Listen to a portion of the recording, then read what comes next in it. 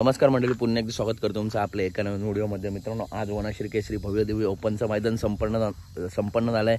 मित्रांनो, हे मैदान होणार होतं काल, परंतु पावसामुळे मित्रांनो एक दिवस मैदान पुढे गेलं। परंतु नाना असतील किंवा पेटनाकाची सर्व मित्रांनो मंडळी असेल, चांगलं असं आयोजन केलं आजच्या मैदानात। मित्रांनो, आपलं बघायला मिळतंय चांगलं मैदान आहे, खूप चांगलं मैदान आहे। आणि आजच्या मैदानात विठ्ठलांचा तेजा मित्रांनो आणि दिवाने हा एक टॉपचा पायरा गट क्रमांक 1 मध्येच मित्रांनो पळाला।